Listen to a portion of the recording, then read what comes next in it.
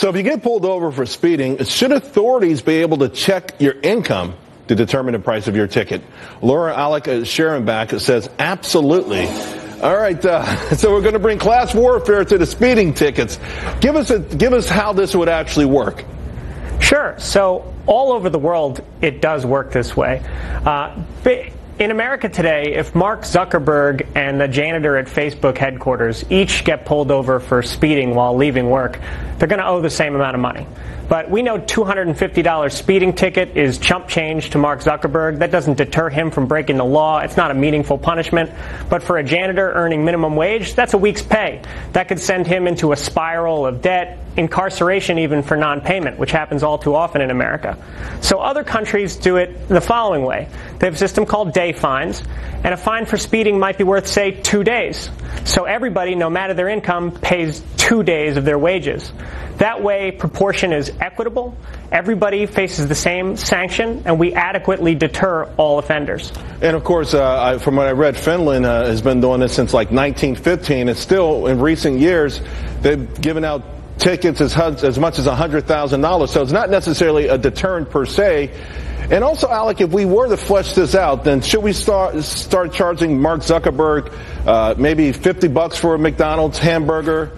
Should we charge him $200 for a copy of the New York Times? I mean, should we just adjust every aspect of life to make it more fair? Well, no. Fines are meant to be punishment, and you have to think about what the goals of punishment are.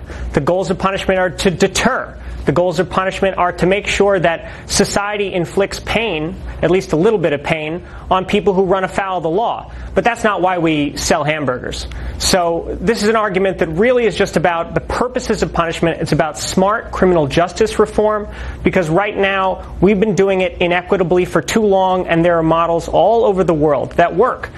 Well, I'm not sure that this, from what I've researched, is all over the world. But what I would say, though, is it is a deterrent. So is losing your license after a few points have been knocked off. So it seems to me that the system in place now is pretty good. Because as I look out the window, New York City and Madison Avenue, I rarely see any billionaires rambling down the street at 200 miles an hour.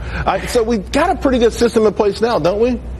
Well, actually, there are empirical studies, not just what you see looking out the window, that suggest that people of higher income levels do break the law while driving more often than the poor, which might be surprising, but that's what the evidence suggests. But in any event, we're not just talking about speeding.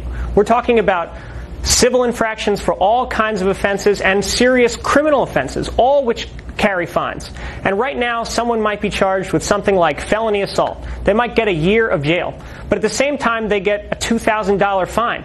And for someone who's indigent, who when they're released is going to try to turn their life around, that can be an impediment to them ever getting on their feet. It sounds like it's a form of social justice, which is fine. But I do want to ask, your proposal, how much should the fine be? If we do get a millionaire barreling down this street here at 100 miles an hour in the next hour, what should we fine him as a society?